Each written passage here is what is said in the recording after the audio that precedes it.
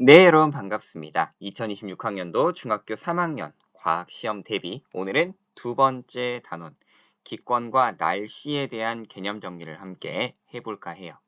이 단원에서 중요한 포인트는 무엇인지 우리가 좀 어떤 것들을 기억하고 또 우리가 평가를 위해 준비해야 할 것들은 무엇인지 거기에 대해 콕콕 함께 알아볼까 하고요.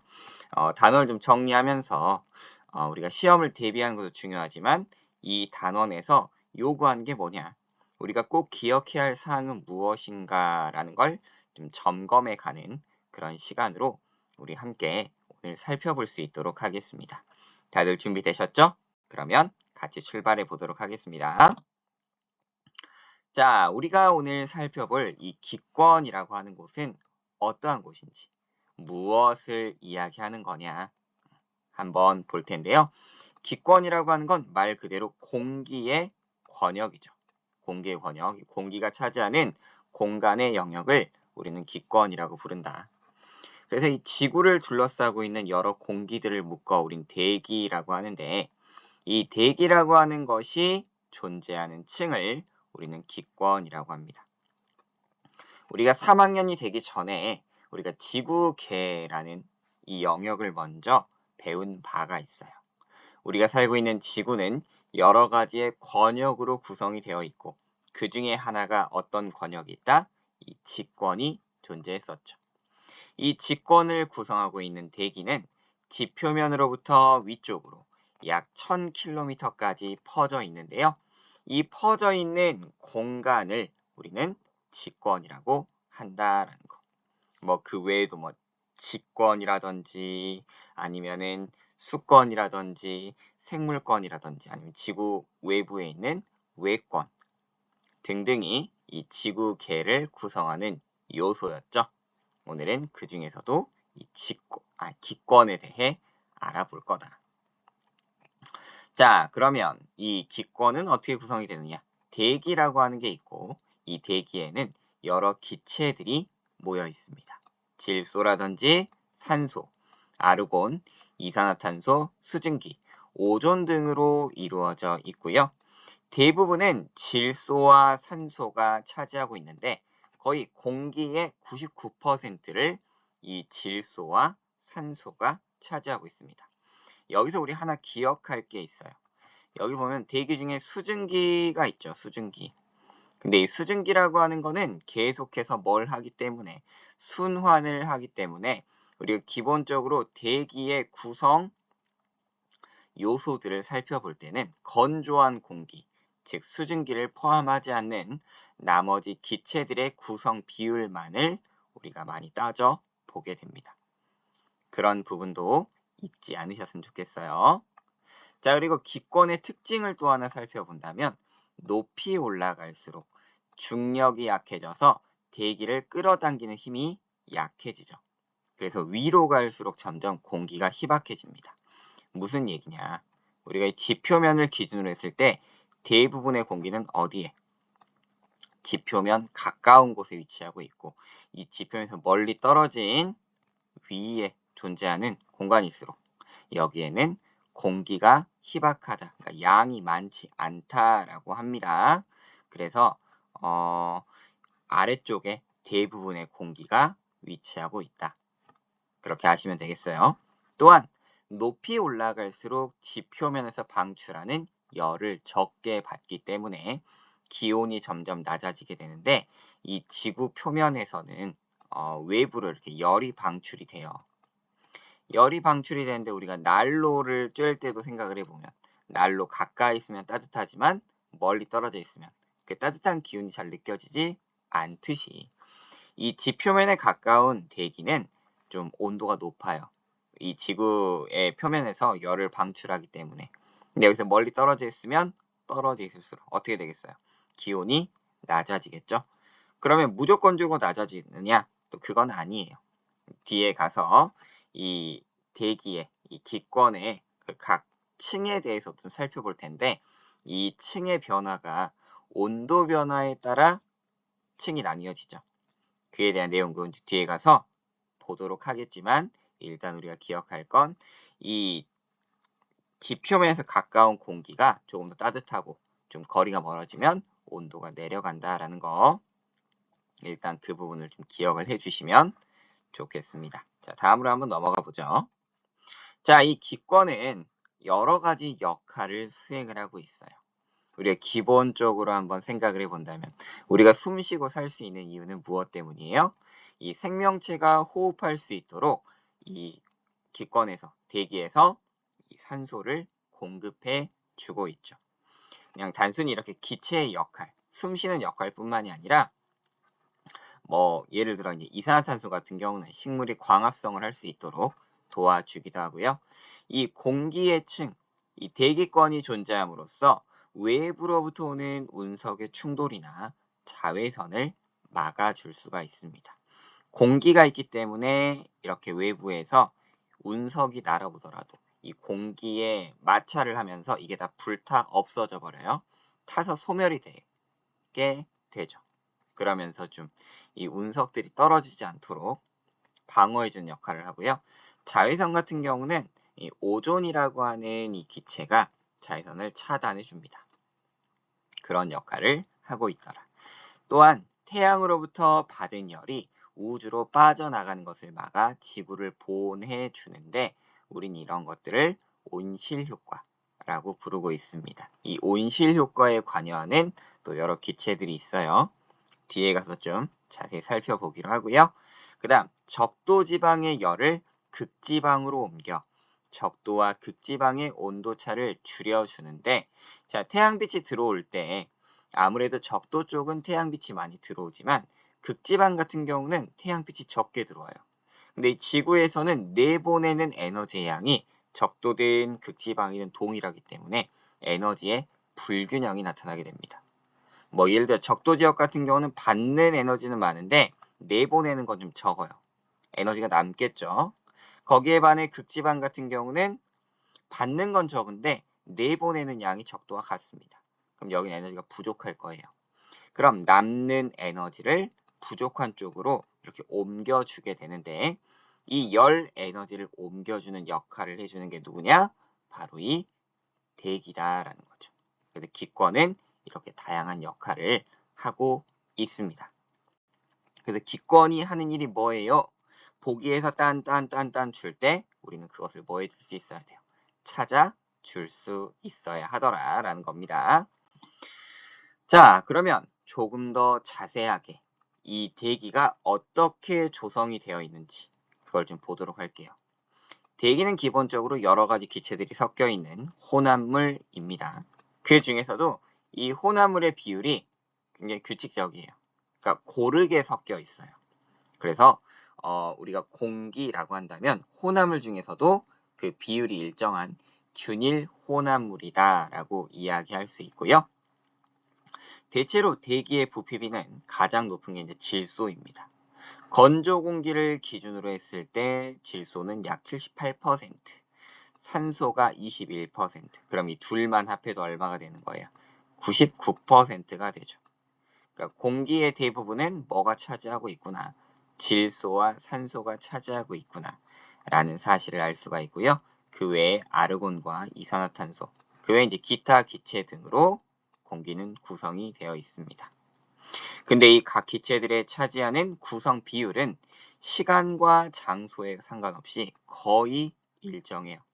그래서 우리가 혼합물로 구분을 해본다면 고르게 섞여 있는 균일 혼합물이다라고도 이야기할 수 있다라는 겁니다.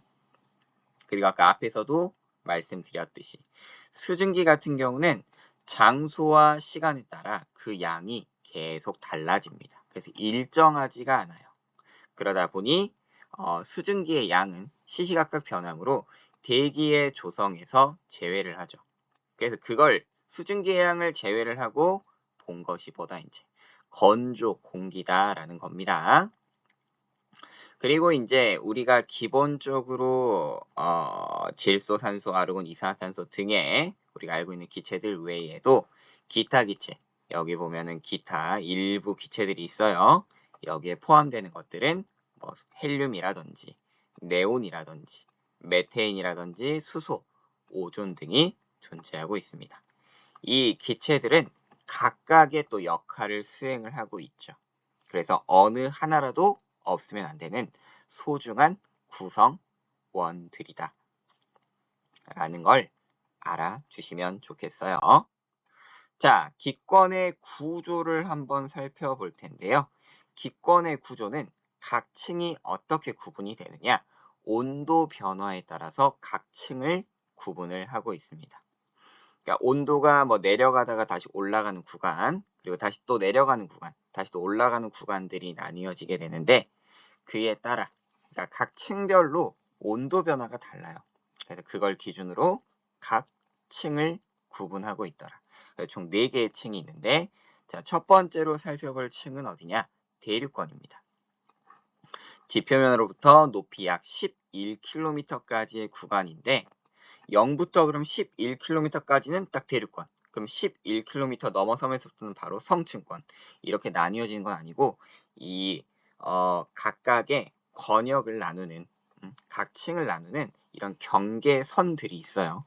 정확하게 딱 떨어지진 않고 이 정도 구간에서 권역이 좀 변한다. 그런 경계선이 되는 부분들이 있다라고 아시면 되겠습니다. 먼저 이제 대륙권 같은 경우는 이 지표면에서 열이 방출이 된다라고 했죠. 그런데 위로 갈수록 그 방출되는 열이 멀어지니까 갈수록 이제 어떻게 되겠어? 온도가 낮아지겠죠. 그래서 아래쪽은 온도가 높고 위쪽은 온도가 낮은 그런 층을 형성을 하고 있습니다. 그런데 따뜻한 공기는 어떻게 돼요? 밀도가 작으니까 위로 올라가죠. 또 위쪽에 있는 공기는 차가우니까 밑으로 내려오겠죠. 그러면서 자연스럽게 공기가 순환을 하게 되고요. 그에 따라 대류 현상이 일어나며 또 대류권의 특징은 뭐냐면 수증기가 매우 풍부해요. 그러다 보니 수증기가 이 공기를 따라 올라가면서 구름을 만들기도 하고요. 또 이 구름이 무거워지면 비가 내리기도 하겠죠. 또 공기의 이동에 따라 바람이 불기도 하죠. 그래서 이런 여러 가지 기상 현상들이 나타나고 있다. 그럼 이 기상 현상이 나타날 수 있는 이유는 뭐냐면 무엇 때문에? 수증기가 풍부하기 때문에 그렇다. 그래서 첫 번째로 기억할 건 이 공기의 층이 아래는 따뜻하고 위는 차갑기 때문에 자연스럽게 순환을 하면서 대류 현상이 일어난다라는 거. 이걸 우리는 기층이 좀 불안정하다라고도 이야기하고요. 그 다음 두 번째로 기억할 건 수증기가 풍부하고 우리 앞서 대류 현상도 일어나기 때문에 이 수증기에 의해 기상 현상도 동시에 일어나고 있다. 그리고 아무래도 지구 지표면에 좀 가까워요. 그럼 중력이 강하겠죠. 대륙권은 지구 전체 공기량의 약 70에서 80%가 집중이 되어 있다. 라는 사실도 기억하시면 되겠습니다. 자, 그 다음 우리가 살펴볼 층은 대륙권 위에 있는 성층권인데요. 대륙권은 아래쪽이 온도가 높고 위쪽이 좀 온도가 낮았어요. 그래서 올라갈수록 온도가 낮아지는데 이 성층권에서는 이 경계면을 기준으로 가지고 다시 온도가 상승을 하게 됩니다. 높이 약 11km에서 50km 정도의 구간을 우리는 성층권이라고 하는데 20km 정도 되는 부근부터 해가지고 위로 올라갈수록 기온이 상승을 하게 되죠. 그럼 여기서부터 온도가 내려가는데 왜 다시 상승을 할까? 뭔가 이 열을 올려주는, 온도를 높여주는 그런 요소가 포함이 되어 있다라는 겁니다. 그건 바로 무엇이냐면 이 성층권에 있는 오존층의 존재입니다. 오존들이 밀집되어 있는 층을 우리는 오존층이라고 하는데요. 이 오존층이 하는 역할은 뭐냐? 태양으로부터 오는 자외선을 흡수하는 역할을 해요. 이 자외선을 흡수하면서 기온이 자연스럽게 상승을 하게 되더라는 겁니다. 이 오존층이 중요한 이유는 이 자외선은 굉장히 강할 경우에는 인체에 유해하고요. 생명체에 매우 유해한 그런 전자기파입니다. 이걸 쬐면 세포가 변형이 될 수가 있어요. 그러니까 생명체에게는 그다지 좋지 않죠. 따라서 이 오존층이 자외선을 차단해 줌으로써 지구상의 생명체를 보호해주고 있습니다. 처음부터 이 지구에 오존층이 있었던 것은 아니고요. 저 먼 옛날 지구가 한참 좀 탄생한 시점 즈음에는 이 대기 중에 산소가 풍부하지 않았어요. 거의 없다시피 하다 보니 오존층도 당연히 없었겠죠. 그러다가 이제 처음에 이제 생명체가 해양 쪽에서만 이렇게 번성을 하다가 해양에서 이제 산소가 계속 이제 분출이 되면서 광합성을 통해서 그러다 이제 어느 순간 이제 이 대기권에도 오존층이 생겨나기 시작했죠. 유해한 자외선이 차단이 되었고 그걸 통해 자외선이 이제 덜 들어오다 보니 그때부터는 생명체의 육상 진출이 가능해졌다라고 이런 진화 생물학적인 입장에서는 또 이야기를 하고 있습니다. 만약에 오존층이 없다면 우리 인류도 이 땅 위에 살 수 없고 아직도 바닷속을 헤엄치며 살았을지도 모르죠. 오존층의 특징이 아니라 성층권의 특징을 또 하나 좀 살펴본다면 아래쪽이 온도가 낮고요. 위가 온도가 높아요. 그러다 보니 대류 현상이 일어나요? 안 일어나요? 일어나지 않습니다. 수증기도 당연히 없어요. 그래서 구름이 생기지 않고 기층이 안정되어 있어서 바람이 불어요? 안 불어요? 잘 불지 않습니다. 그래서 이 성층권 같은 경우는 이 아래쪽에 비행기의 항로로 흔히 이용이 됩니다. 그럼 이제 비행기가 날다 보면 아까 이제 구름이나 이런 것들은 어디에 있어요? 이 대륙권에 있잖아요. 그러다 보니까 비행기가 날면서 아래를 보면 아래쪽에 이제 구름층이 이렇게 쫙 펼쳐져 있는 이런 것도 볼 수 있는 거죠. 이러한 특징이 있는 것이 어디다? 성층권이다. 자, 다음은 중간권입니다. 중간에 껴있기 때문에 중간권이 되는 건데요. 높이 50에서 80km까지의 구간을 우리는 중간권이라고 하고 여기는 위로 올라갈수록 지표로부터 전달받는 열이 적죠. 아까 이제 성층권 같은 경우는 오존층이기 때문에 여기서 열 에너지를 흡수할 수 있지만 중간권에는 그런 것들이 없기 때문에 올라갈수록 온도는 낮아집니다. 그럼 여기는 아래가 온도가 높고 위가 온도가 낮아요. 그럼 여기도 뭐가 일어나겠어요? 대류 현상이 일어나겠죠. 대류 현상은 일어나겠지만 여기는 수증기가 없습니다. 그러다 보니 기상 현상은 나타나지 않는다는 거. 그리고 온도는 이 각각의 권역에서 가장 또 낮다라는 거. 그런 사실을 좀 아시면 되겠고요. 대신 이제 중간권 같은 경우는 저 멀리서부터 이렇게 유성들이 날아와요. 외부로부터 이제 이런 암석들이 날아올 때 아까 이 대기권이 하는 일이 어떤 게 있었어요? 외부로부터 오는 이런 암석들을 다 태워서 없애준다라고 했죠. 운석을 차단해 주게 되는데 이게 쭉 날아오다 보면 어디쯤에서 이제 소멸돼서 사라지느냐? 중간권의 상층부에서 보통 소멸되어 사라집니다. 이렇게 열을 받아서 타서 없어져요. 그래서 중간권의 상부에서는 유성 같은 게 관측이 되기도 하더라라는 거. 이 중간권에서 꼭 기억해야 할 것. 대류 현상은 일어난다, 일어나지 않는다? 일어난다. 하지만 이 대류권과의 차이는 뭐냐? 여기는 수증기가 없기 때문에 기상 현상은 나타나지 않는다는 거. 기억해 주시면 좋겠습니다. 자, 마지막으로 열권인데요. 범위가 굉장히 넓어요. 80km부터 1000km까지의 구간을 의미하고요. 열권 같은 경우는 아까 우리 대륙권은 이 지구 표면에서 올라오는 열이 있었어. 그래서 아래쪽이 온도가 높고 위쪽이 온도가 낮았는데 열권은 이제 어디랑 가까워? 태양이랑 가깝죠. 이 태양이랑 가깝다 보니까 위쪽으로 갈수록 이 태양 복사 에너지 때문에 더 온도가 높습니다. 그래서 아래는 온도가 오히려 낮고요. 위로 올라갈수록 온도가 높아지죠. 그럼 여기는 누구의 영향을 좀 더 많이 받는다? 태양의 영향을 많이 받게 된다. 그리고 굉장히 고도가 높기 때문에 지표면으로부터 멀리 떨어져 있고 중력의 영향을 많이 받지 않죠. 그래서 공기가 매우 희박합니다. 희박하다 보니 어떤 특징이 있느냐? 태양열을 받는 낮에는 온도가 쭉 높아졌다가 태양이 반대편으로 오는 밤이 되면 또 온도가 쭉 내려갔다가 그러면서 낮과 밤의 기온차가 매우 크고요. 고위도 지역을 가게 되면 여기에서 이제 이런 전파 현상이나 이런 것들에 의해서 극지방에 가까울 경우 오로라 현상이 나타나기도 합니다. 오로라가 뭐냐면 이제 빛이 산란이 되면서 이제 뭉게뭉게 막 일렁일렁 해가지고 무지개 빛을 띠는 걸 오로라라고 해요. 근데 이게 보기에는 예뻐 보이는데 막 천둥번개가 칠 정도예요. 스파크가 막 튀는 그런 일들이 일어나요.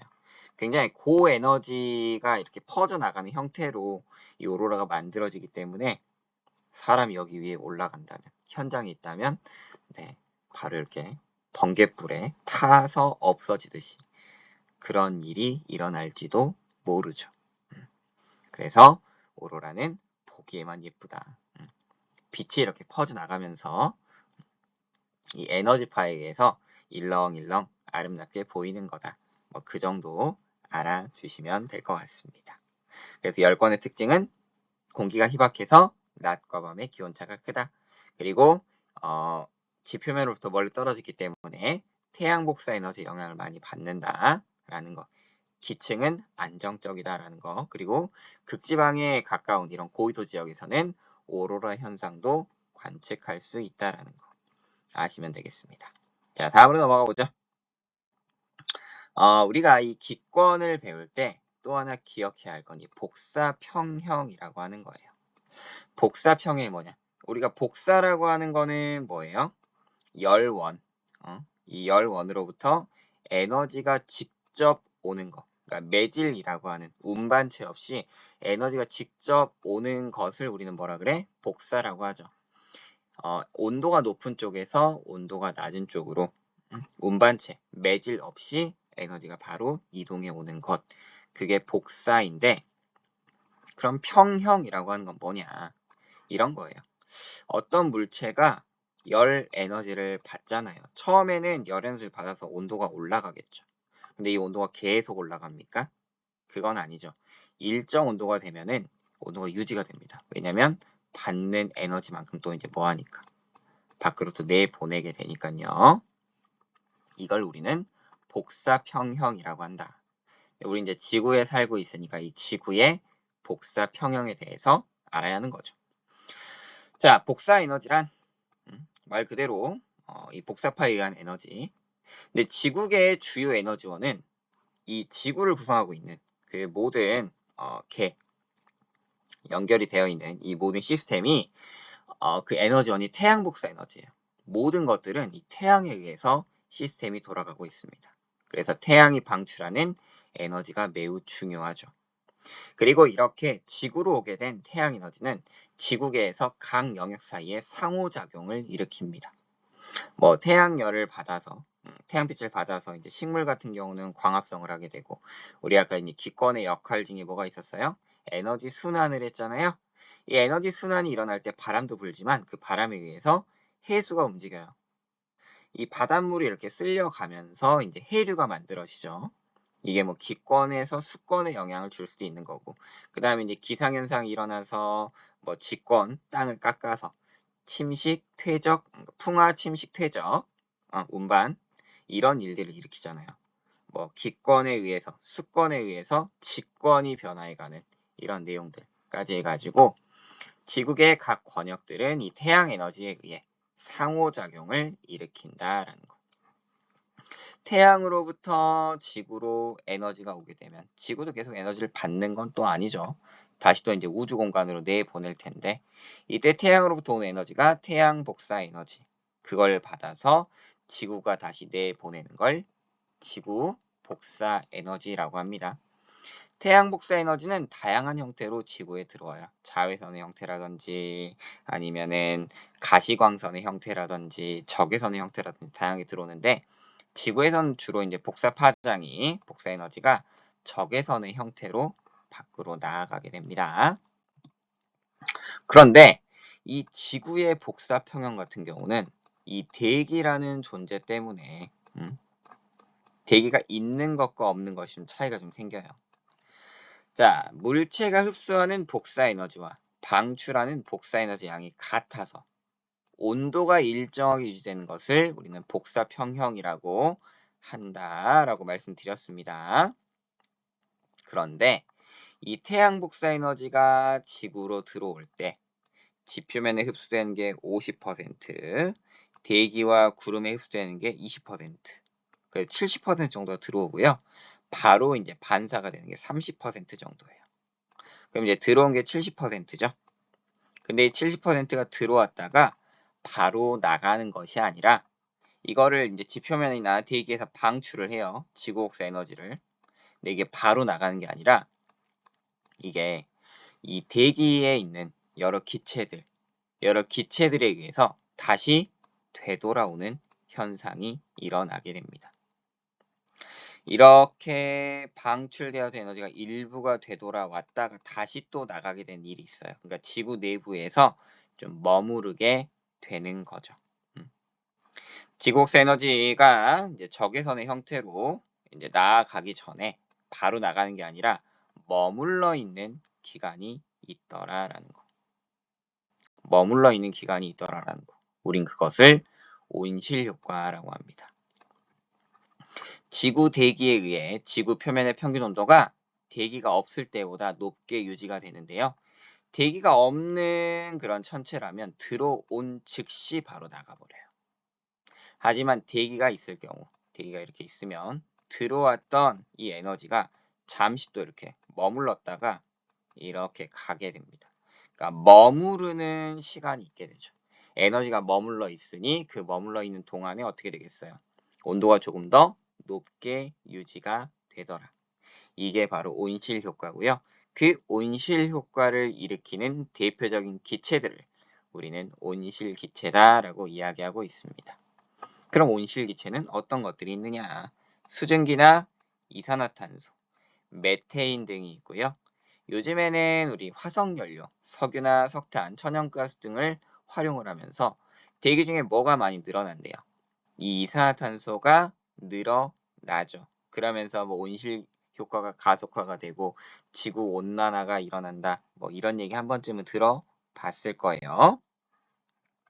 그래서 지구 온난화라고 하는 것은 대기 중에 온실기체의 양이 많아져서 지구의 평균 기온이 높아지게 되는데 석유, 석탄 등 화석연료를 인류가 좀 많이 활용을 하게 되었고요.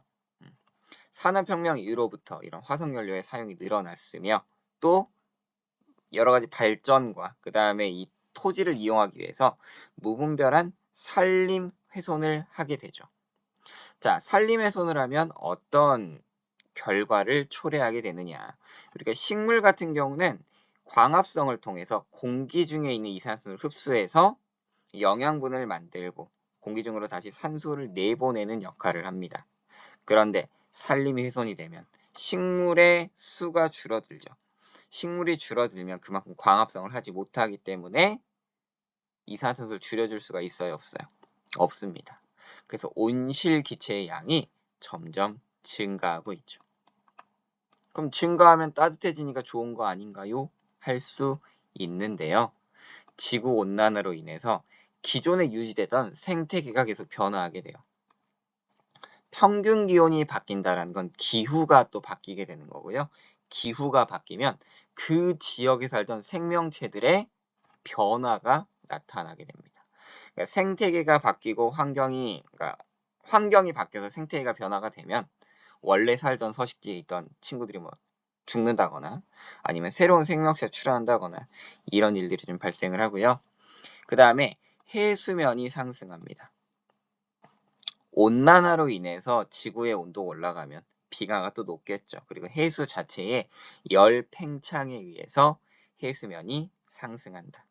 그로 인해 기상이변이 발생을 할 수도 있고요. 원래 비가 안 오던 지역에 갑자기 비가 내리거나 매년 이렇게 매년 비가 많이 내리던 지역에 비가 내리지 않는다거나 이런 기상이변 등이 발생을 할 수가 있고 또한 해수면이 상승을 하면 그만큼 육지 면적이 감소하기 때문에 사람들의 터전이 줄어들게 되더라. 그럼 이 지구온난화는 계속 이대로 되도록 만들어야 돼요? 아니면 어느 정도 막아야 돼요? 막아야죠. 그걸 위해 국가적으로 이제 노력을 하고 있다든지 뭐 사회적으로 노력을 하는 것들도 있고요. 우리들 같은 경우는 그러니까 개인적으로 노력할 수 있는 부분도 있어요, 없어요? 존재하죠. 존재하죠. 옛날에는 이렇게 뭐 농사 지으려고 이제 화전 밭을 태워가지고 이제 뭐 식물을 막 죽이는 이런 일도 있었는데 뭐 요즘에는 그런 일이 없긴 하지만 우리 같은 경우도 결국 이제 화석 연료를 활용을 해서 우리가 쓰는 뭐 합성 섬이라든지 이런 걸 만들어내잖아요.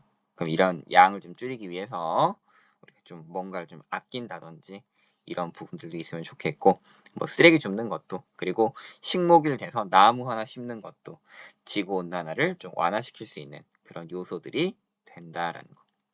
그러니까 단순하게 우리가 내용만 볼 것이 아니라 우리가 이 내용을 보면서 우리가 할 수 있는 일들은 또 무엇이 있느냐라고 이제 우리에게 좀 적용하는 그런 자세들도 좀 필요할 것 같습니다. 자, 이렇게 해서 이제 기권과 복사 평형에 대한 내용을 살펴보았고요. 자, 다음으로 넘어가서 대기 중에 물, 대기 중에 있는 이 수증기에 대해서 한번 생각을 해 보도록 하겠습니다. 자, 수증기. 자, 물이 뭐가 돼요? 수증기가 되죠. 우리는 이제 이 물이 액체 상태의 물이 이제 기체 상태인 수증기가 되는 것을 보고 보통 이제 뭐라고 얘기합니까? 증발한다 이런 얘기 많이 하죠. 증발과 끓음이라는 내용을 이제 우리가 이전에 뭐 열에 대해 배우면서 정리를 했을 텐데 혹은 이제 이 물질의 상태 변화할 때 한 번쯤 보셨을 거예요. 근데 그 중에 이제 증발이라고 하는 게 있어요. 자, 물이 있으면 이 물의 표면에서 이 물 표면에 있는 물 분자들이 어떻게 바뀌는 거야? 수증기의 형태로 변해가지고 뿅뿅뿅 공기 중으로 날아가는 현상을 우리는 증발이라고 하죠. 그래서 증발이라고 하는 건 표면에서만 일어나고 뭐 또 하나 이제 우리가 끓음이라고 하는 건 다 끓여가지고 전체적으로 일어나는 게 끓음이었다 라는 것도 배운 적이 있습니다. 그런데 이 증발이라고 하는 것은 끓는 전보다 낮은 온도에서 끓는 전보다 높아버리면 얘가 다 끓어버리니까 물속으로 들어오는 물 분자 수보다, 그러니까 공기 중에 있는 수증기가 이렇게 액체 상태의 물이 되기도 하거든요. 근데 들어오는 것보다 빠져나가는 게 더 많아요. 그럼 물의 양, 액체 상태의 물의 양이 점점 줄어들겠죠? 그런 것을 우리는 증발이라고 한다. 근데 이 액체 상태에서 기체 상태로 가려면 어떻게 해야 돼요? 기화열을 흡수해야 되죠. 에너지를 흡수해야 되기 때문에 증발이 일어나려면 열의 흡수 과정이 필요하다. 열을 흡수하니까 그럼 주변 온도가 어떻게 되겠어? 낮아지겠다라는 거. 그리고 또 주변의 온도가 높으면 흡수할 수 있는 열 에너지가 많으니까 증발이 더 잘 일어나겠구나. 이런 것도 우리가 생각을 해볼 수 있는 거죠. 자, 대기 중에 수증기가 이제 만들어지게 되는데, 자, 공기를 생각을 해보면은 이 물에서 수증기가 들어오면 공기가 이제 새로운 수증기들로 채워져요. 수증기들이 점점 많아지면 빽빽해지겠죠? 그러면서 더 이상 이제 수증기가 들어올 수 없는 상태가 됩니다. 그래서 이것을 우리는 포화 상태라고 하는데, 포화 상태는 어떤 공기가 수증기를 최대로 포함하고 있는 상태예요. 그럼 이제 더 이상 이제 수증기가 들어올 수 있어요, 없어요? 없어. 그럼 있는 수증기들이 어떻게 되는 거야? 더 이상 들어올 자리 없으니까 서로 이제 뭉치겠죠. 뭉치면서 이제 뭐가 만들어져? 물방울이 만들어진다.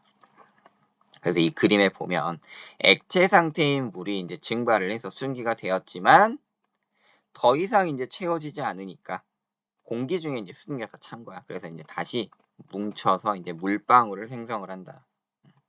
응결이라는 현상이 일어나요. 자, 그다음 불포화 상태라는 게 있어요. 공기가 최대로 포함할 수 있는 수증기량보다 적은 양의 수증기를 포함한 상태. 즉 아직 빈자리가 있더라. 그럼 액체 상태의 물이 수증기가 될 수가 있겠죠. 그래서 이 상태를 우리는 뭐라고 한다? 불포화 상태라고 한다. 자, 그러면 포화 상태일 때는 증발이 잘 일어날 수 있겠어, 없겠어? 없겠죠. 불포화일 때는 불포화 정도가 크면 클수록 뭐가 잘 일어나겠어요? 증발이 잘 일어나겠죠. 이런 내용들을 우리가 생각을 해보자라는 겁니다. 자, 그에 대한 것을 우리가 이제 좀 더 계산해가지고 또 표와 그래프를 가지고 한번 살펴볼 거예요. 자, 그래서 이제 우리 여기 오른쪽에 보면 어떤 게 나와 있어요? 포화 수증기량 곡선이라는 게 나와 있습니다. 우리는 포화 수증기량과 수증기의 응결에 대한 내용으로 한번 정리를 해볼 거예요. 자, 포화 수증기량이라고 하는 건 무엇이냐? 우리가 바로 앞에서 포화 상태를 배웠는데 이 포화 상태 공기 1kg 속에 들어있는 수증기의 총량. 근데 이건 이제 질량이에요. 질량. 수증기의 총량을 질량으로 표시한 것을 포화 수증기량이라고 합니다. 근데 보니까 이 포화 수증기량이 어떤 특징을 나타내느냐? 온도가 지금 올라감에 따라서 이 포화 수증기량을 나타내는 이 선이 점점 어떻게 가고 있어요? 위로 올라가고 있죠? 이걸 통해 우리가 알 수 있는 건, 온도가 올라가면 이 공기가 포함할 수 있는 수증기의 양 또한 어떻게 되는구나? 늘어나는구나 라는 걸 알 수가 있습니다. 정리해보면 온도가 높아지면 포화 수증기량은 증가한다라는 거 아시면 되겠고요. 자, 포화가 되고 나면은 이제 어떻게 돼? 공기 중에 수증기가 다시 이제 물방울로 변해요. 아직 빈자리가 있으면 수증기 상태 그대로 유지가 되겠지만 빈자리가 없어. 꽉 찼어. 그럼 이제 얘들이 뭉칠 거 아니에요? 그것을 우리는 응결이라고 합니다. 그 응결이라는 게 일어날 때의 온도. 응결이라는 것이 일어날 때의 온도. 그것을 우리는 이슬점이라고 하는데 다른 말로는 이슬이 맺히는 온도. 이렇게 이해를 하고 계셔도 됩니다. 근데 보니까 이 이슬점이라고 하는 것은 자, 이런 거예요. 자, 여기 지금 A라는 공기가 있어요. A라는 공기가 있는데 자, 이 공기의 지금 온도는 30도죠. 온도는 30도예요. 그리고 여기 지금 수증기량은 여기 표시된 17.3 정도입니다. 이 A라는 공기는 지금 포화 상태일까요? 불포화 상태일까요? 포화 수증기량 곡선에 닿아야 우리는 포화가 되었다라고 얘기를 해요. 얘는 아직 불포화 상태인 거예요. 만약 이 공기를 포화를 시키고 싶다. 그럼 어떻게 해야 돼요? 공기 중에 더 많은 수증기를 공급해서 여기에 닿을 수 있도록 해주던지 아니면 온도를 낮추면 어떤 일이 일어납니까? 온도를 낮췄더니 이 포화 수증기량 곡선에 닿으려고 하고 있어요. 그러면 온도가 낮아지면 이 공기가 품을 수 있는 수증기량이 지금 많아져요, 적어져요? 적어지죠. 그럼 냉각을 시키면 이제 어디에 닿게 되느냐? 여기 포화 수증기량 곡선에 닿게 되는데 그때의 온도를 우리는 뭐라고 하고? 이슬점이라고 하고 이 이슬점이라고 하는 거는 그러면 뭐와 관계가 있는 거냐면 이 수증기량의 관계가 있습니다. 그 이슬점은 기온에 관계없이 현재 수증기량의 영향을 받아요. 그 현재 수증기량이 많을수록 높아지는데 즉 무슨 얘기냐면 지금 여기 있는 공기 두 가지의 공기가 있다라고 할 때 이 공기는 여기 이 온도에서 이슬이 맺힐 거고 여기는 이렇게 쭉 넣었어요. 이 온도에서 이슬이 맺히겠죠. 그러니까 수증기량이 많을수록 지금 어떻게 되는 거야? 이슬점 또한 높아지더라라는 거. 그 이슬점은 기온과 관계없이 현재 수증기량이 많을수록 높아진다. 아셔야겠습니다. 자, 그래서 이걸 우리는 습도라는 걸로 정의를 해요. 습도. 얼마나 습하냐? 얼마나 공기 중에 수증기가 많이 포함이 되어 있느냐? 그래서 습도에는 두 가지가 있어요. 상대 습도와 절대 습도가 있는데 먼저 이제 상대 습도 같은 경우는 현재 기온에서의 포화 수증기량에 대한 현재 공기의 실제 수증기량의 배를 비율을 백분율로 나타낸 것이다 라는 겁니다. 그래서 나타낼 때 상대 습도는 현재의 포화 수증기량 분의 현재 지금 공기가 가지고 있는 수증기량으로 표시를 하고요. 거기 곱하기 100을 해주면 그게 상대 습도가 되더라 라는 겁니다. 아까 우리 이슬점이라고 하는 거는 수증기량에 따라 영향을 받는다라고 했어요. 자, 기온이 만약에 일정하다라면 자, 어떤 똑같은 공기가 있는데 수증기량이 많다면 그럼 습도는 어떻게 되겠어요? 기온에 따라서 품을 수 있는 수증기량이 정해져 있잖아요. 그쵸? 그러면 온도가 같다면 수증기량이 많으면 그러니까 채워질 수 있는 자리가 100개인데 똑같은 온도야. 근데 어디는 50개가 차 있고 어디는 80개가 차 있다면 현재 수증기량이 많으면 이제 채울 수 있는 자리가 20개만 더 있으면 끝나잖아요. 그럼 습도가 높아진다. 반대로 이제 현재 수증기량이 일정하다면 기온이 높을수록 습도가 또 낮아지게 되는 거죠. 여기 보면은 이제 하루의 시간 동안에 맑은 날, 흐린 날, 비 온 날이 어떻게 바뀌게 되느냐라는 건데 맑은 날의 경우는 보면 지금 여기 초록색으로 되어 있는 게 의미하는 게 뭐냐면 이슬점입니다. 이슬점은 뭐에 영향을 받는다라고 했어요? 수증기량에 영향을 받는다라고 했어요. 그러니까 수증기량은 맑은 날의 경우 거의 일정한데 기온이 올라가니까 상대로 지금 뭐가 떨어지고 있어? 습도가 확연히 떨어지는 것을 볼 수가 있습니다. 그러니까 수증기량이 일정하다면 기온이 높아지면 습도는 낮아진다라는 거 볼 수가 있는 거고요. 비 온 날 같은 경우는 지금 기온이 거의 일정한 것을 볼 수가 있어요. 비 온 날 같은 경우는 거의 온도가 일정한 것을 볼 수 있습니다. 근데 지금 어때? 이슬점도 이 온도가 거의 비슷하죠? 습도가 거의 100%에 도달을 하기 때문에 그럼 이제 그때는 이제 비가 내리는 거지. 흐린 날의 경우는 지금 점점 어떻게 되고 있어? 이슬점 또한 올라가고 있죠. 온도가 낮아지고 그 다음에 수증기량도 많기 때문에 이런 변화들을 나타낸다라는 거. 그림을 통해서 이런 부분들을 확인할 수 있어야 합니다. 자, 다음은 이제 절대습도에 대한 내용인데 절대습도. 절대습도란 공기 1세제곱미터 중에 포함된 수증기량을 의미해요. 이거는 뭐하고만 관계 있냐면 수증기량만 관계가 있습니다. 수증기량으로만 습도를 표현하는 게 절대습도예요. 그럼 기온에 영향을 받아 안 받아? 받지 않습니다. 기온에 관계없이 수증기량이 같다면 절대습도는 일정합니다. 자, 그리고 이제 기온을 보았을 때 우리 앞에서도 다시 한번 살펴봤지만 오후 2, 3시경이 온도가 제일 높아요. 그리고 오전 5시경 새벽에 가장 낮죠. 그래서 습도는 기온과 반대로 움직이죠. 기온이 2, 3시경이 제일 높다면 수증기량이 거의 일정할 때 습도는 오히려 낮아질 거고 온도가 낮아지면 습도는 올라가겠죠. 수증기량은 변하지 않는다라는 가정하에서. 그래서 맑은 날 같은 경우는 공기 중의 수증기량이 거의 일정해요. 그래서 이슬점에는 큰 변화가 없습니다. 하지만 흐린 날 같은 경우는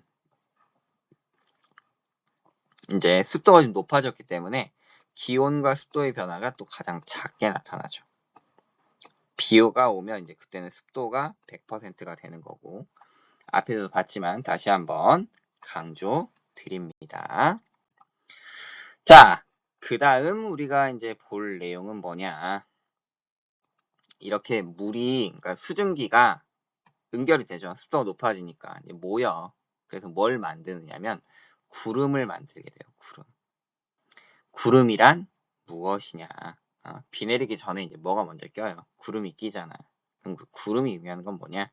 공기 중에 수증기가 응결하여 생긴 작은 물방울이나 얼음 알갱이가 하늘에 이렇게 떠 있는 것들. 물방울만이 아니라 얼음 알갱이도 보이네요. 얼음이 있다는 건 추운 겨울일까요? 아무래도 이 지표면보다 위에가 온도가 낮았잖아요. 그러다 보니까 위쪽은 좀 더 쉽게 얼음이 생길 수도 있겠죠. 그게 이제 하늘에 떠 있는 것을 우리는 구름이라고 하는데, 그럼 구름은 어떻게 만들어지느냐? 그냥 갑자기 이제 수증기가 응결이 돼가지고 구름을 만드는 게 아니라 이것도 일련의 과정이 있습니다.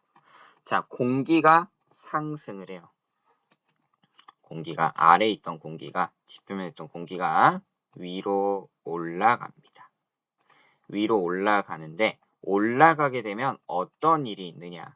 아래쪽은 공기가 많다라고 했어요. 근데 위에는 공기가 좀 많이 없다 그랬죠? 그럼 이 공기 덩어리가 위로 가면 팽창을 해요. 이 공기 입자들 간의 거리가 멀어집니다. 거리가 멀어지다 보니 어떤 일이 생겨? 어떤 일이 생겨요? 원래 이 온도라고 하는 거는 이 입자들 간의 충돌에 의해서 또 이제 열 에너지가 그리고 온도가 유지가 됩니다. 근데 이제 거리가 멀어지다 보니까 충돌 횟수가 줄어들어. 부피가 커지면서 이런 걸 우리가 단열 팽창이라고 하는데, 단열 팽창에 의하여 이 입자들 간의 거리가 멀어지게 되고 그로 인해 기온이 하강을 합니다. 자, 이 공기가 품고 있는 수증기량은 변하지 않았어요. 근데 온도가 내려갔네? 그럼 상대적으로 이제 뭐가 올라가? 습도가 올라가게 되면서 어느새 이 공기는 이슬점에 도달합니다. 그럼 그때부터 이제 본격적으로 수증기가 어떻게 되겠어? 뭉치면서 수증기의 응결이 일어나게 되는 거죠. 이렇게 물방울이나 얼음 알갱이들이 뭉치게 되면서 구름이 생성이 된다. 근데 이 구름은 생성의 원리나 높이에 따라서 굉장히 많은 종류들이 있어요. 한 10가지 정도가 있는데 우리는 그 중에서도 크게 이제 2가지로 구분을 합니다. 모양에 따라 분류를 해요. 먼저 이제 저군형 구름이라고 하는데, 이 저군형 구름은 세로로 이렇게 긴 형태를 가지고 있어요. 보통 이렇게 세로로 길게 나타나려면 공기의 상승 운동이 강해야 돼. 그래서 위로 이렇게 솟아있는 형태로 만들어지는 게 저군형 구름이고요. 층운형 구름은 말 그대로 층을 형성을 합니다. 상승 운동이 약할 때는 이렇게 비스듬하게 공기가 올라가면서 넓고 얇게 구름이 퍼지거든요. 그런 구름을 우리는 층운형 구름이라고 한다. 그래서 구름의 종류는 다양하지만 크게는 이렇게 세로로 긴 저군형 구름, 옆으로 길게 뻗은 층운형 구름이 있더라. 이 구름에 따라 좀 특징이 좀 있는데, 저군형 구름은 두껍고 무거운 비, 그러니까 소나기 같은 걸 내려요. 그리고 이제 뇌우, 천둥번개가 치기도 하죠. 하지만 층운형은 옆으로 넓게 퍼져 있기 때문에 비가 내려도 이제 이슬비, 가벼운 비가 좀 내리고요. 대신 넓게 퍼져 있으니까 넓은 지역에 비가 내리겠죠. 거기에 반해 저군형 구름 같은 경우는 좁은 지역에 강한 비를 뿌린다라는 것도 아시면 되겠습니다. 자, 다음은 이 구름이 생성이 되면서 이제 비가 내릴 거 아니에요. 비가 내리는데 이걸 우리가 강수 이론이라 그래. 강수 이론. 비가 내리는 과정에 의해서 설명하는 이론이 있어요. 근데 이게 위도에 따라서 이 구름이 생성이 되고 비가 내리는 방법이 2가지가 있습니다. 자, 첫 번째로 할 건 이제 빙정설이라고 해서, 이 빙자가 뭐야? 얼음 빙자죠. 정. 그래서 얼음 알갱이, 얼음 알갱이. 얼음 결정이죠. 얼음으로 된 이런 뭐라고 해야 되나? 시드? 빙정. 여기에 의해서 비가 내리게 되는 설을 우리는 빙정설이라고 합니다. 보통 우리나라와 같은 온대지방이나 좀 더 위쪽, 고위도 지역인 한대지방에서 차가운 비가 생성되는 강수 이론인데요. 빙정설 같은 경우는 위쪽 온도가 좀 낮잖아요. 0도에서 영하 20도 사이에 여기에 이제 빙정이라 그래서 얼음 알갱이들이 있고, 그 주변에는 0도 이하로 냉각이 된 과냉각 물방울이라는 것들이 존재합니다. 자, 이 빙정이 무슨 역할을 하느냐? 씨앗의 역할을 해줘요. 이 빙정 주변으로 이제 물방울들이 달라붙게 되면서 점점 이 빙정이 커지게 됩니다. 막 이렇게 달라붙으면서 이 얼음 알갱이가 점점 커지거든요. 커지면서 성장을 하면 무거워지겠죠. 이 무거워진 게 밑으로 떨어지는 것, 이게 이제 비가 되는 겁니다. 근데 아까는 얼음 알갱이였는데 이게 비가 된다고요? 생각할 수 있잖아요. 내리면서 얘가 녹아. 내리면서 녹으면 비가 되는 것이고 그대로 내리면 눈이 되는 거죠. 녹다 내리다 하면 진눈깨비나 우박 등을 만들어 낸다. 그래서 보통 이제 차가운 비가 생성되는 이론이 바로 이 빙정설이고요. 자, 또 하나의 이론 뭐가 있어요? 열대지방에서는 그럼 비가 어떻게 내리느냐? 이거는 병합설이라는 것으로 설명을 합니다. 열대지방 같은 경우는 온도가 매우 높죠. 태양 에너지도 많이 이렇게 들어오기 때문에 전체적으로 이제 고도가 높은 곳도 0도 이하로 떨어지진 않아요. 그러다 보니까 여기는 물방울들만 한가득이야.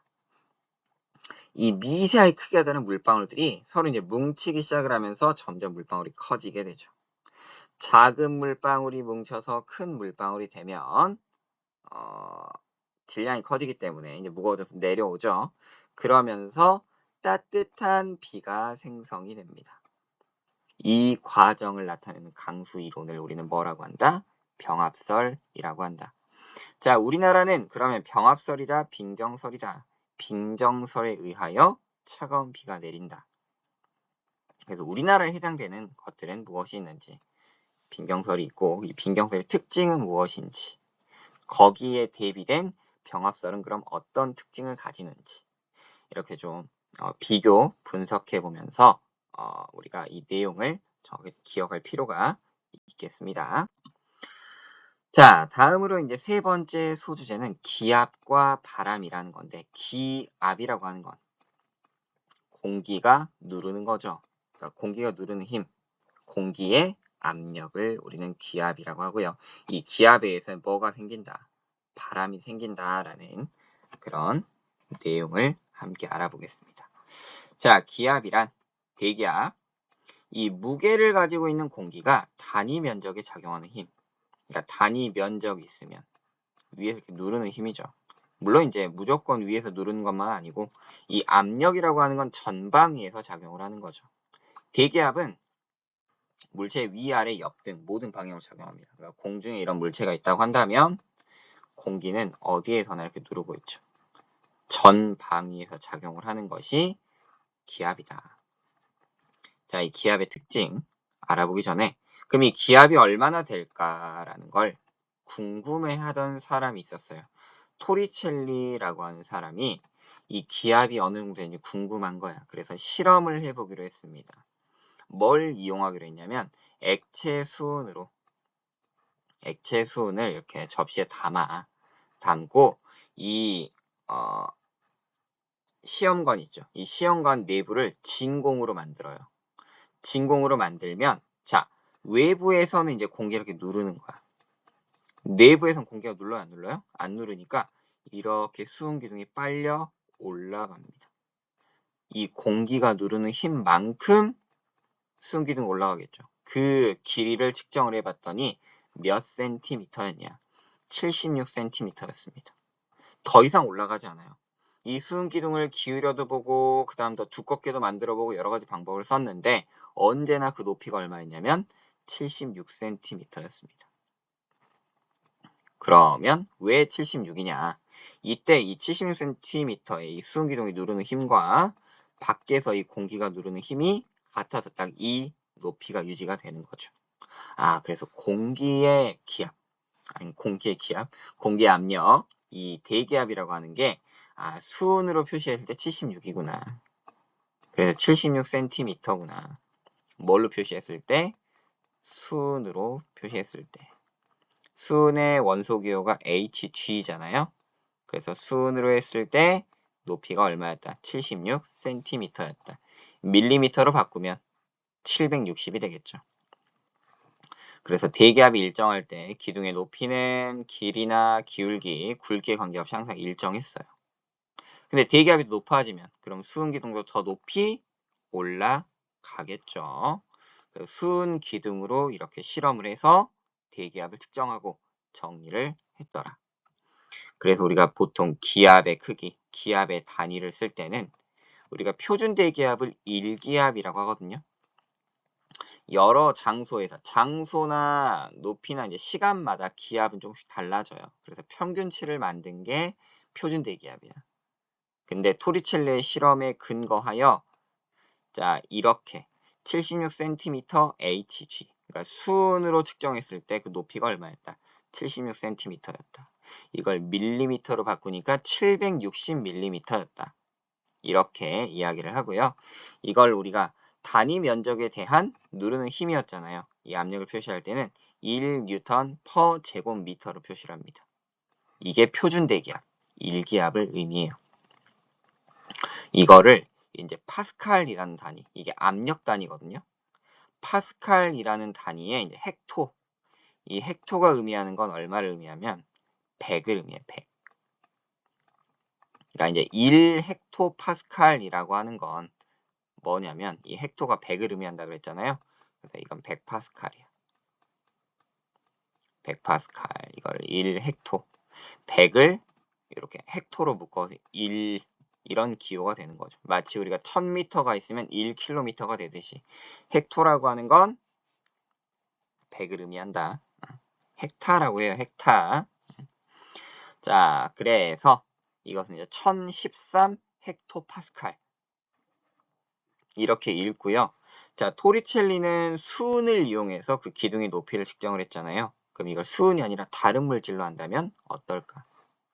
그게 물로 해보니까 높이가 10m 정도. 그럼 이게 공기가 되면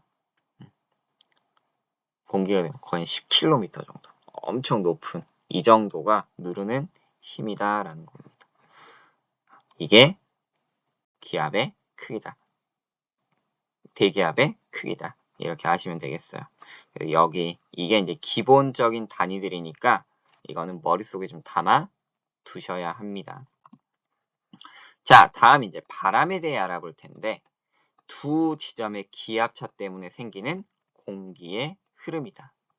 자, 기압이 높다는 얘기는 여기에 뭐가 많다? 공기 입자들이 많다. 많이 모여 있으니까 압력도 강하겠죠. 그러면 더 없는 쪽으로 이동을 하겠죠. 그래서 압력이 높은 쪽에서 압력이 낮은 쪽으로 공기의 입자들이 이동을 하게 됩니다. 그것을 우리는 일컬어 뭐라고 한다? 바람이라고 한다.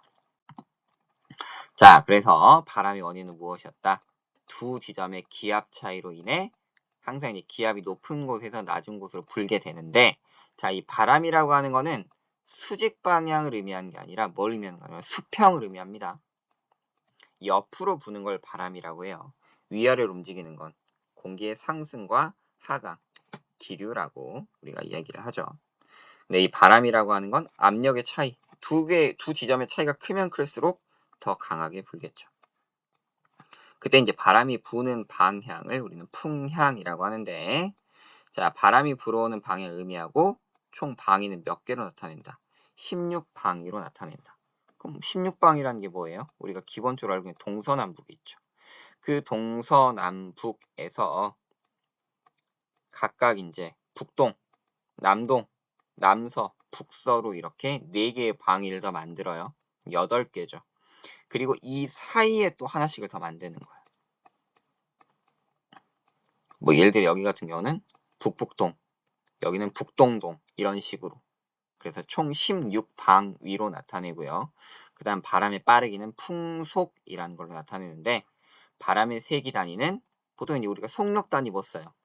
시간분의 거리 쓰잖아요.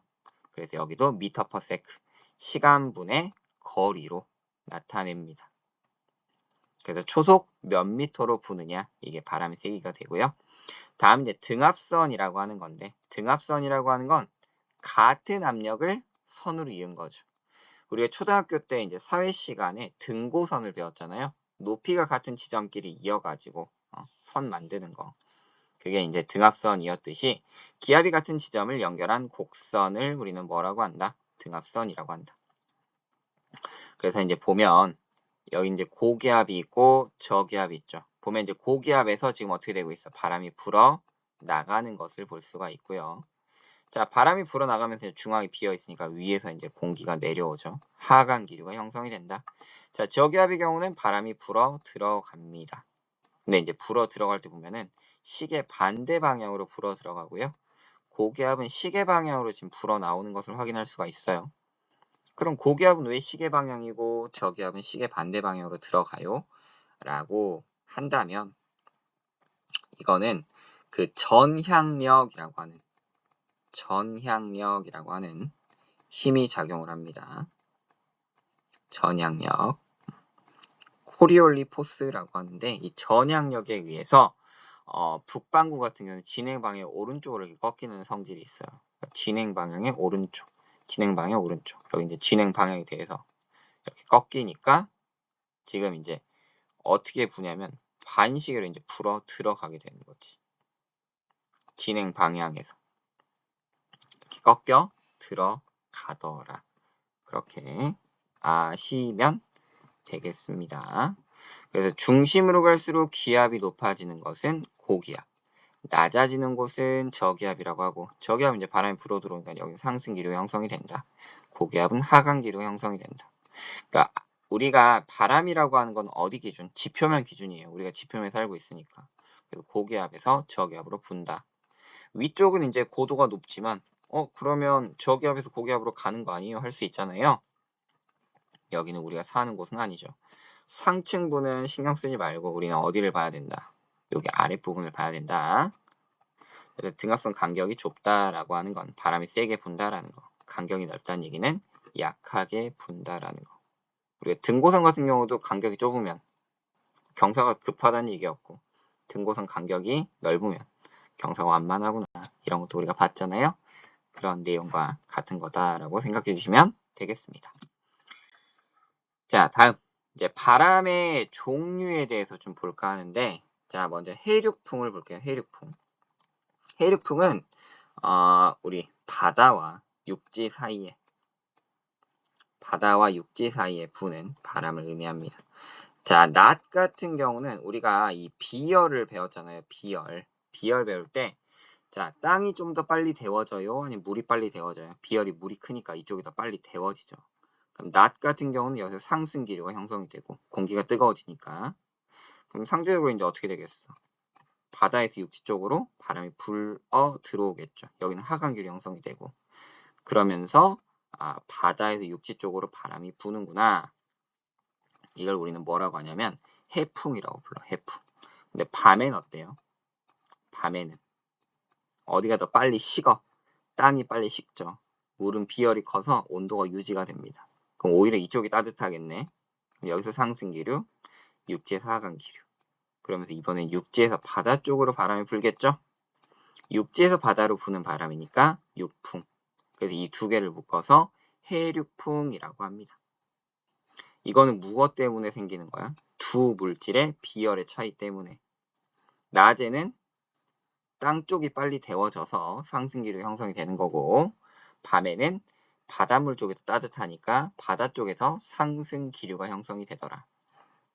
그러면서 해안 지역에서 낮과 밤의 풍향이 바뀐다.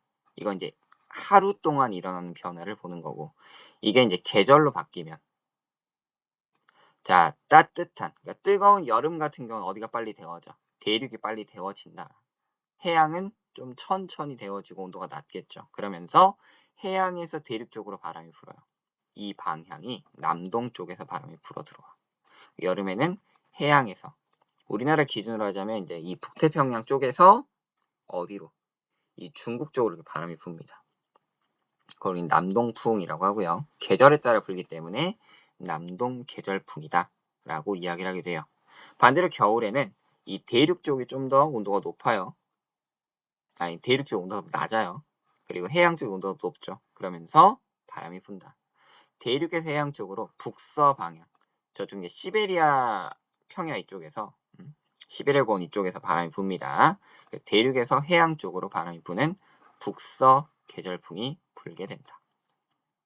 라는 걸 기억해 주시면 됩니다. 그럼 이제 공기의 덩어리가 움직여 가지고 이제 바람이 불 거란 말이야. 그 공기의 덩어리.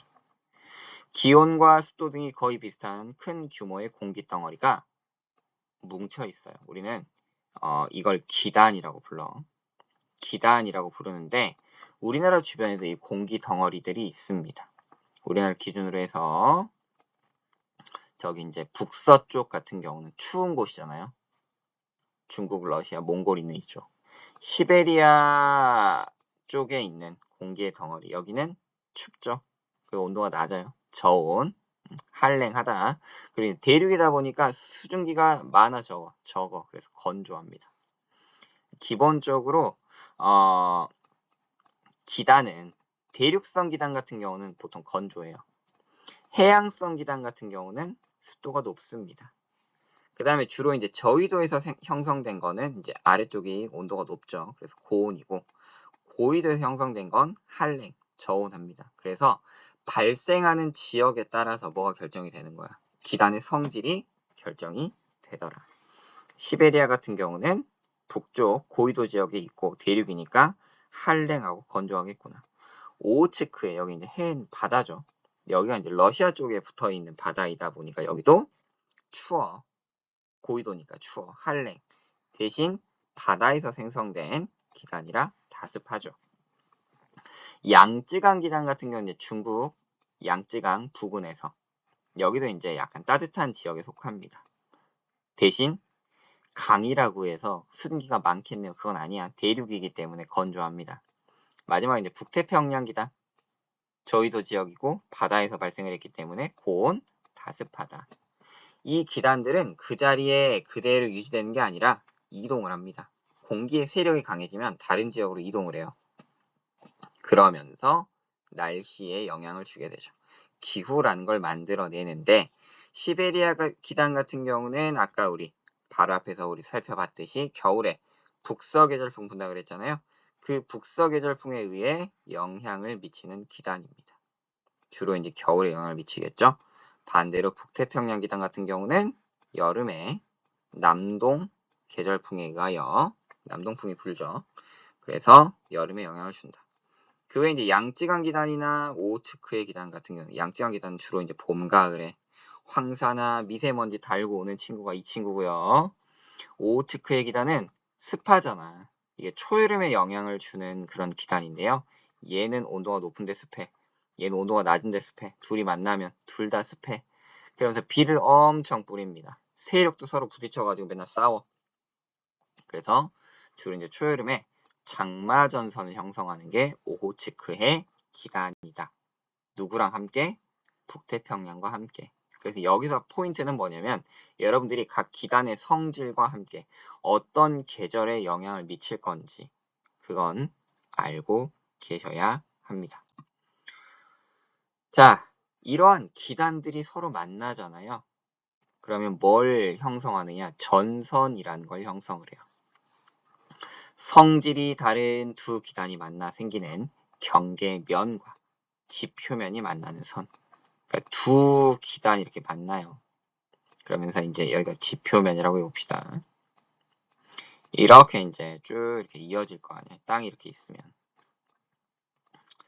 그때 이 공기덩어리, 이쪽에 있는 공기덩어리와 이쪽에 있는 공기덩어리가 만나면서 이제 이렇게 경계면과 함께 지표면에 맞닿는 여기가 이제 뭐가 되는 거냐면 전선이 됩니다. 그리고 전선을 기준으로 이제 뒤나 혹은 앞으로 이렇게 쭉 이제 면이 만들어져. 이것을 우리는 전선면이라고 하죠. 자, 전선에는 크게 이제 네 가지 종류가 있는데 그 중에 여러분이 기본으로 알아야 될 전선이 두 가지가 있어요. 하나는 한랭전선.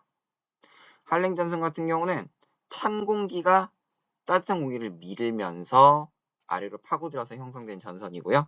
온난전선 같은 경우는 따뜻한 공기가 찬 공기 위로 타고 올라가요. 따뜻하니까 이제 아무래도 위쪽으로 올라가겠지. 그러면서 형성되는 전선입니다. 특징은 이런 특징들이 있어요. 한랭전선은 전선면의 길이가 급하고 이동속도는 빠르고 전선 통과한 이후에 한랭한 게 이제 뒤에 있다 보니까 기온은 떨어지고 기압은 상승한다. 주로 이제 구름은 저군형 구름 전선 뒤에 위치하고 소나기가 내리고 전선 뒤 좁은 구역에 비를 뿌리고 이렇게 표로 보면 온난전선은 기울기는 완만하고 전선 이동속도는 느리고 그 다음에 따뜻한 게 뒤에 있으니까 기온은 상승하고 기압은 하강하고 층운형 구름이 만들어지고 전선 앞에 구름이 배치되고 이슬비 내리고 전선 앞 넓은 구역에 비를 뿌린다. 말로 하면 헷갈리잖아요. 그래서 그림을 보면서 한번 살펴보자라는 겁니다. 자, 한랭전선 같은 경우는 뒤에가 찬 공기야. 앞에가 따뜻한 공기. 찬 공기는 아무래도 밀도가 크죠. 그리고 얘가 좀 속도가 좀 빨라. 그래서 따뜻한 공기가 밀면서 밑으로 파고들고 따뜻한 공기 위로 올라갑니다. 그러면서 빠르게 공기가 상승하면서 저군형 구름을 생성을 하는 거야. 여기가 지금 전선이잖아요. 전선 면을 따라서 뒤쪽으로 지금 구름이 만들어지면서 아까 저군형 구름은 어떤 비 내린다 그랬어요? 강한 비를 내린다. 소나기. 근데 저군형 구름은 좁은 면적에 비를 강하게 뿌리죠. 그리고 이 한랭 전선이 통과한 이후에는 뒤에가 찬 공기이기 때문에 지나가면 기온이 떨어진다. 기압이 올라간다. 왜냐면 이제 밀도가 크니까요. 반대로 이제 온난 전선 같은 경우는 따뜻한 공기가 이쪽에 있죠. 찬 공기가 앞에 있어. 그러다 보니까 따뜻한 공기가 슬며시 밀고 올라가는 거야. 슬며시 밀고 올라가. 그러면 이제 만나는 전선의 앞쪽으로 전선면을 형성하면서 층운형 구름을 만들어내죠. 넓은 지역에 구름이 얇게 끼이기 때문에 내리는 비는 이슬비.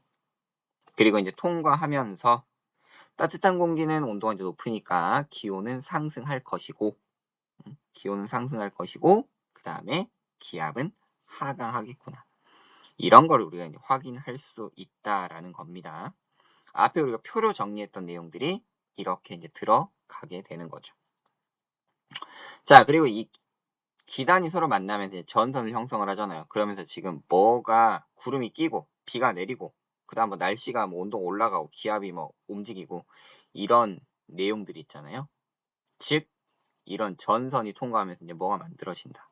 날씨가 만들어진다. 근데 단순하게 한랭전선이랑 온난전선이 따로따로 가는 게 아니라 이 두 개가 동시에 이제 활동을 하게 되는 거예요.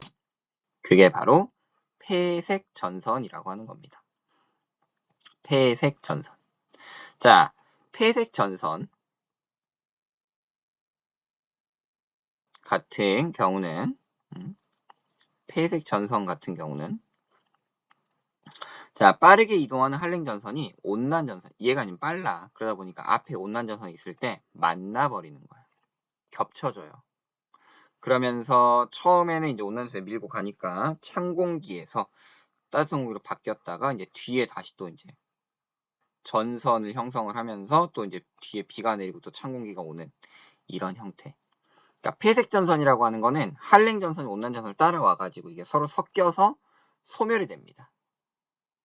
이게 이제 그 뒤에 가면 온대성 저기압이라고 해가지고 우리나라 주변에서 일어나는 이 날씨가 보통 이제 온대성 저기압에서 형성되는 것들이 많거든요. 그래서 이 폐색 전선에 의해 날씨가 바뀌는 내용들 뒤에 가서 좀 더 한번 살펴볼 거고요. 그 다음에 정체 전선은 이제 장마 전선인데 아까 우리 위에 뭐가 있었어? 오호츠크의 기단이 있었고 아래쪽에서는 북태평양 기단이 올라와요. 그러면서 전선을 형성을 합니다. 쭉 이렇게 만들어요. 그래서 위쪽에서는 찬 공기가 내려오고 아래쪽에서는 따뜻한 공기가 올라가고 하면서 둘이 이제 세력 다툼을 하죠. 그러면서 한 곳에 머물러 있으면서 계속 비를 뿌리는 장마를 형성하는 이 전선을 만들어내더라 라는 것도 추가적으로 아시면 되겠습니다. 전선에는 기본적으로 이제 알아야 될 한랭전선과 온난전선이 있고 이 한랭전선과 온난전선을 기준으로 해가지고 이제 폐색전선이나 정체전선 등이 형성된다. 자, 다음은 이제 기압과 날씨의 관계인데요. 자, 기본적으로 이제 고기압과 저기압을 봤을 때 주위보다 기압이 상대적으로 높은 건 고기압, 주위보다 상대적으로 기압이 낮은 건 저기압이죠. 자, 그럼 고기압에서는 어떤 일들이 일어나냐? 고기압의 중심에는 하강기류가 형성이 돼요. 아까 우리 그 공기가 상승하면 구름이 만들어졌죠. 그럼 공기가 하강하면 어떻게 될까? 있던 구름이 사라지지 않을까요? 아까 올라갈 때는 단열 팽창에서 온도가 하강했잖아. 온도가 하강했죠. 그럼 공기의 덩어리가 밑으로 내려오면 공기가 하강을 하게 되면 단열 압축에 의해서 오히려 온도가 올라갑니다. 그럼 날씨가 맑아지겠죠. 그래서 고기압 같은 경우는 상공의 공기가 중심을 향해 모여들어서 내려와요. 그래서 날씨가 맑습니다. 그리고 나서 이제 바람이 시계 방향으로 불어나가게 되겠죠. 고기압은. 근데 저기압은 상승 기류가 형성이 되잖아요. 그럼 여긴 날씨가 흐려지겠죠. 그리고 반시계 방향으로 바람이 불어 들어오게 되더라. 그래서 지표면의 공기가 저기압의 중심을 향해 모여들면서 상승 기류가 발생하고 구름이 생기면서 날씨가 흐리다라는 거. 그럼 대체로 고기압이 형성될 때는 날씨가 맑겠구나. 저기압이 형성되면 날씨가 흐리겠구나. 이런 걸 우리가 기압의 배치만 보고도 생각을 해볼 수 있다라는 거죠. 자, 그래서 만들어지는 게 이제 온대 저기압, 그리고 열대 저기압이라는 게 있어요. 우리나라 같은 경우는 이제 온대 저기압에 해당이 되고요. 이 온대 저기압이 의미하는 게 뭐냐? 온대 저기압이 뭐냐? 이제 온대 지방에서 따뜻한 기단과 찬 기단 사이에 발생한 저기압인데, 우리 아까 앞에서 봤던 폐색 전선 있죠? 앞쪽에 온난 전선이 형성이 되고 뒤쪽에 한랭 전선이 따라오면서 서로 만났을 때 폐색 전선을 이룬다라고 했잖아요. 이게 이제 온대성 저기압의 특징입니다. 자, 열대 저기압 같은 경우는 열대 지방의 바다에서 발생하는 저기압인데요. 이거는 이제 어떤 현상이 발생을 하는 거냐면, 바다에서 이제 햇빛을 강하게 받으면 얘가 이제 어떻게 되겠어? 상승을 하겠죠. 증발하면서 상승을 합니다. 근데 아직도 이 수증기는 온도가 높아. 그래서 응결이 됐다가 다시 한번 또 상승이 일어나요. 이렇게 몇 번의 상승을 거치면서 빠르게 구름이 형성이 되는 거예요. 구름이 빠르게 형성이 되고 굉장히 구름이 두꺼워지죠. 구름이 두꺼워지면서 강한 비를 뿌리겠죠. 이걸 우리는 이 상승기류, 그러니까 여기는 바다이다 보니까 수증기를 많이 먹은 거 있죠. 증발을 하면서. 상승하면서 이게 다시 연결이 되고 다시 또 상승을 하고를 반복을 하면서 굉장히 강한 비를 뿌리는 게 열대 저기압입니다. 우리가 흔히 뭐라고 부르는 태풍이라고 부르는 게 이렇게 보통 형성이 돼요. 자, 마지막으로 이제 우리나라의 계절별 날씨를 한번 볼 텐데요. 이거는 우리가 계절별로 어떤 특징이 있느냐를 좀 생각을 해보면 의외로 좀 답은 간단하게 나올 수 있습니다. 자, 봄에는 주로 이제 이동성 고기압, 이게 편서풍 때에 속해 있다 보니까 이제 서에서 동쪽으로 이렇게 저기압 이동해 와요. 그래서 이동성 고기압이나 이동성 저기압이 주기적으로 통과하면서 맑은 날과 흐린 날이 교대로 나타나 날씨 변화가 심한 게 봄의 특징이고요.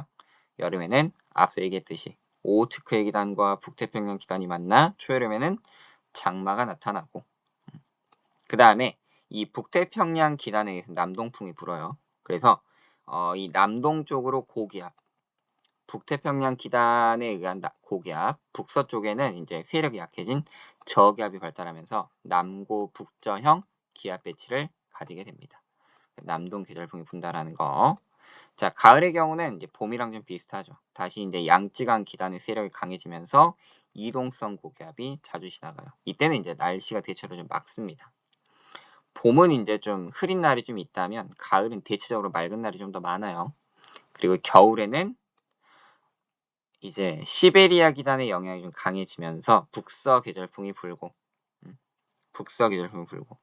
이제 북서쪽, 남동쪽 기준으로 했을 때 서쪽이 좀 고기압이 형성이 되고 동쪽은 저기압이 형성이 되는 기압 배치에 의해 북서 계절풍이 강하게 분다. 그리고 한파, 찬바람이 계속 불어오는 거죠. 건조하고 차가운 바람에 의해 한파가 일어난다까지 우리나라의 계절에 따라 날씨 변화가 있게 되더라라는 겁니다. 자, 이렇게 해서 우리 2단원에 대한 내용들을 전반적으로 좀 살펴보았고요.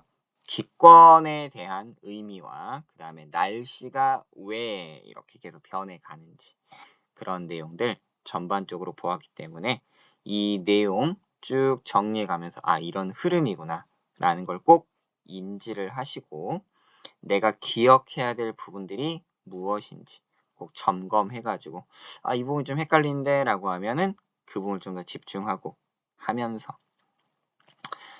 부디 이제 좋은 결과들을 만들어 갔으면 좋겠습니다. 이런 흐름이 정확히 어떻게 되는지를 아는 게 중요하고요. 내가 뭐 단어 하나 이렇게 외우고 하는 게 중요한 건 아닌 것 같아요. 그래서 이제 공부할 때 가장 중요한 건 내가 머릿속에 이 지도를 그려가는 게 굉장히 중요하거든요. 주제는 무엇이었고 소단원들은 어떤 게 있어 그 안에 이제 정해진 내용들은 무엇이 있었는지 내가 빈 종이 하나를 놓고 제목부터 해가지고 그 내용들을 차근차근 이제 써볼 수 있도록 그 연습을 하는 게 공부할 때는 가장 좋은 것 같습니다. 아무쪼록 부디 좋은 결과들이 있기를 바라며 자, 우리 2단원에 대한 개념 정리, 기온과 날씨에 대한 부분 이상으로 마칠 수 있도록 하겠습니다. 긴 시간 들어주셔서 감사드리고요. 우리는 그러면 또 다음 내용을 통해 또 만나볼 수 있도록 하겠습니다. 그럼 여러분 안녕.